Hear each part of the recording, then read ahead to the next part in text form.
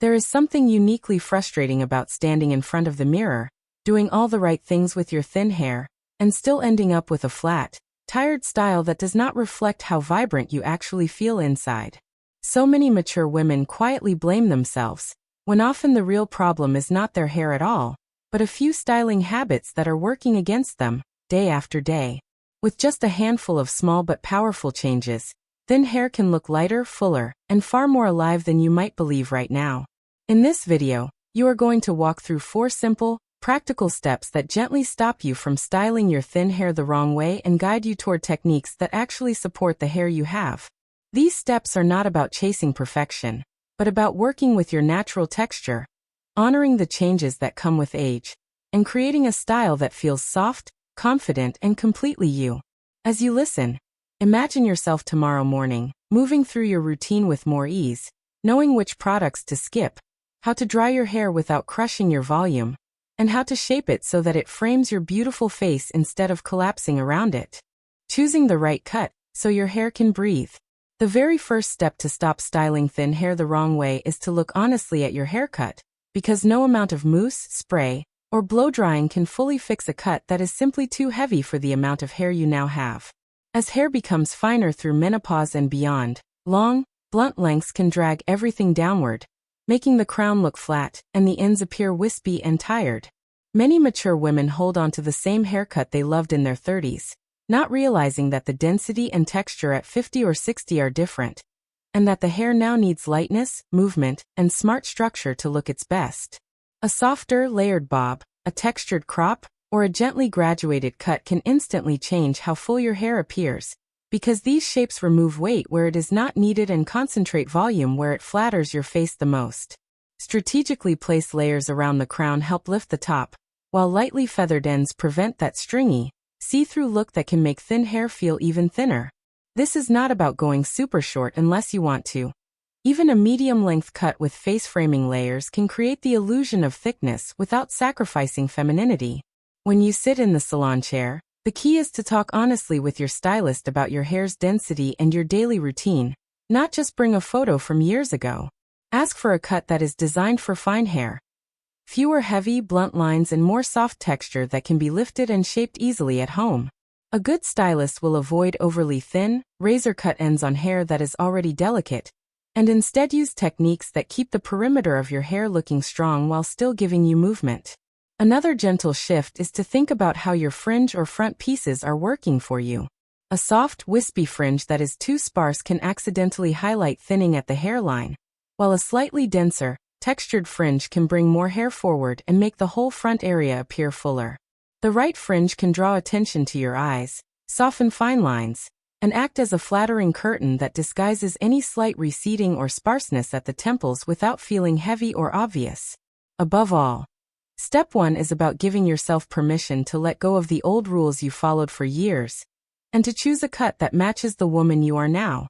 When your haircut is light, modern, and thoughtfully shaped for thin hair, styling becomes easier, products work better, and you stop fighting against your own reflection every morning. Treating thin hair gently, products and habits that help, not hurt.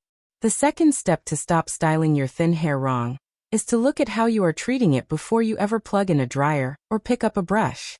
Fine, mature hair is more fragile and more easily weighed down, so the shampoo, conditioner, and styling products you use can either lift and protect your hair or smother it and cause breakage over time. Heavy, rich conditioners applied all over from roots to ends may feel luxurious, but on thin hair they often leave the crown flat and the lengths limp, making styling for volume almost impossible. Instead, choose lightweight, volumizing formulas and focus your conditioner only on the mid-lengths and ends, where your hair genuinely needs moisture and slip. Keeping the roots as clean and light as possible allows them to lift off the scalp more easily when you blow dry, which is essential for creating that airy fullness you are craving. A gentle scalp massage in the shower can also support circulation and help remove buildup from products, oil, and pollution, so that each strand has a healthier environment to grow. Towel drying is another moment where thin hair is often treated too harshly. Rubbing vigorously with a rough towel can lead to frizz, breakage, and more flyaways, which makes the hair look even finer and harder to smooth. Blotting and gently squeezing out moisture with a soft microfiber towel, or an old cotton t-shirt is kinder to your strands, helping them stay intact and naturally shinier. This small, quiet change can make a surprisingly big difference over months, especially when your hair already feels delicate. Heat is a powerful tool for styling, but on mature, fine hair, too much heat at too high a temperature slowly steals away strength and elasticity. Flat irons and curling wands used daily can leave ends dry and see-through, which visually thins the hair even more.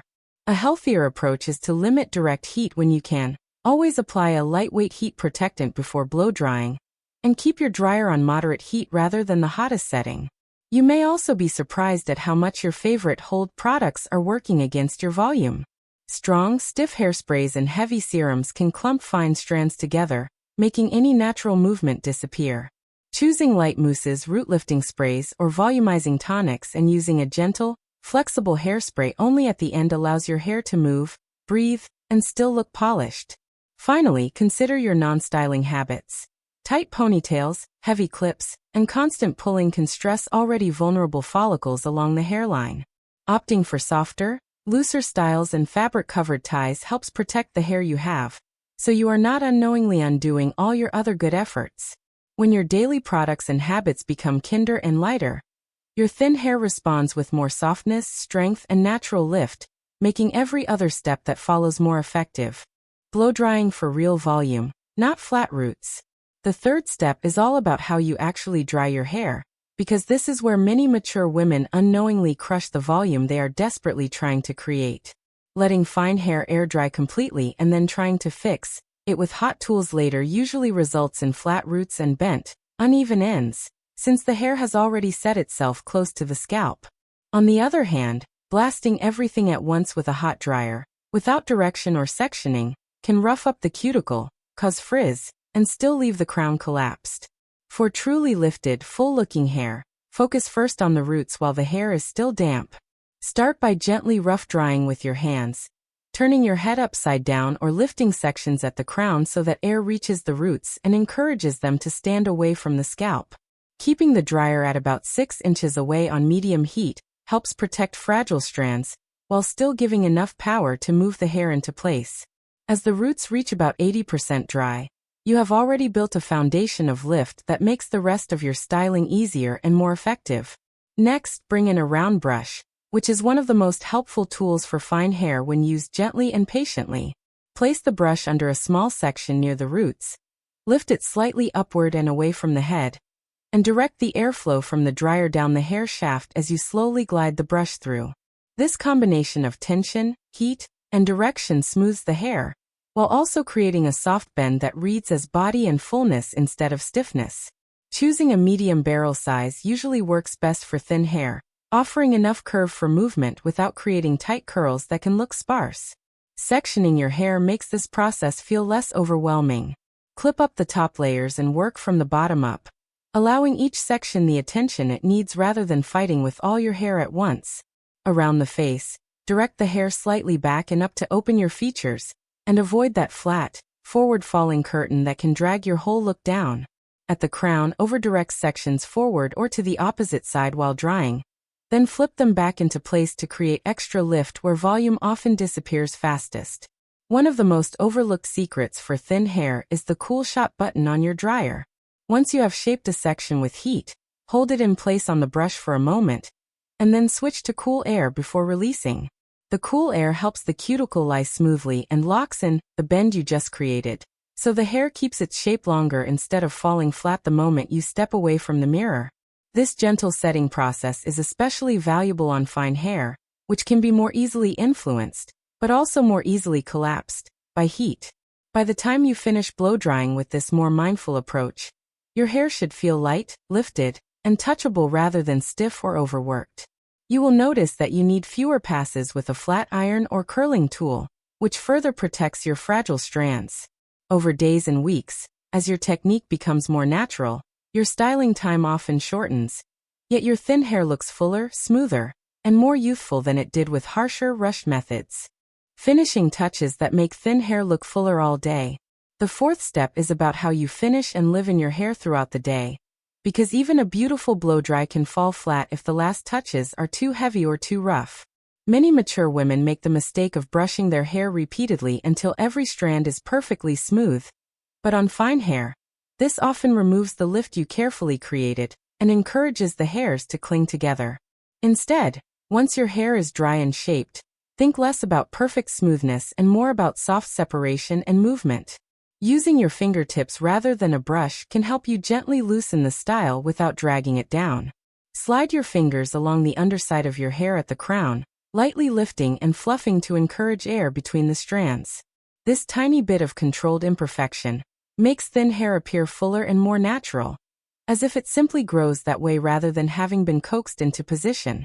If you love a combed look, choose a wide tooth comb and use it sparingly, mostly at the ends to keep them neat without flattening the roots. When it comes to hold, think light layers rather than one heavy cloud of spray. Mist a flexible hairspray from a distance, allowing a fine veil to settle over your style instead of soaking any one area. You can also lift sections at the crown and spray lightly underneath for extra support, which helps maintain volume without creating a crunchy surface. Dry shampoo is another quiet ally. Using a small amount at the roots on day 2 or 3 can soak up oil, add gentle texture, and refresh your lift without needing to restyle everything from scratch. Color and parting play their part too. Very dark, uniform color on very fine hair can emphasize the contrast between the scalp and the strands, making thin areas more visible. Softer, slightly lighter tones or subtle highlights can help blur that contrast and give the illusion of more density, especially around the crown and face. Moving your part slightly off-center or occasionally switching sides prevents one area from becoming permanently flattened and can instantly create the impression of more volume on top. Throughout the day, how you handle your hair matters. Constantly tucking the same section behind your ear, wearing tight clips in the same spot, or pulling your hair into tense ponytails can not only flatten your style, but also stress fragile roots. Looser, softer updos, low ponytails with fabric ties, or half-up styles can look elegant and give your scalp a break while still showing off your hair's movement. These choices protect your strands in the long run, so you are not undoing your careful morning styling by evening. Most importantly, allow your hair to be what it is. Fine, perhaps a bit thinner than it once was, but still capable of softness, shine, and grace. When you stop fighting for heavy, rigid perfection and instead support your hair with thoughtful finishing touches, your style begins to mirror the woman you are, resilient, adaptable, and quietly beautiful in her own way. With these 4 steps together, your thin hair stops being a daily battle and becomes a gentle ritual of care and confidence. Final thoughts. Thin hair can feel like a constant reminder of how much has changed over the years, but it does not have to be a source of daily discouragement. When you choose a cut that lets your hair breathe, treat it with light, loving products, learn to dry it for real volume, and finish with gentle, thoughtful touches, you give your hair a chance to support you instead of holding you back. Step by step, these simple shifts become a kind of quiet self-respect, a way of saying that you deserve to feel as soft, lifted, and alive on the outside as you do within. The more you practice them, the more your reflection begins to look like the woman you know yourself to be, elegant, strong, and very much still in bloom. If you found this video helpful, don't forget to subscribe to Timeless Wisdom Path.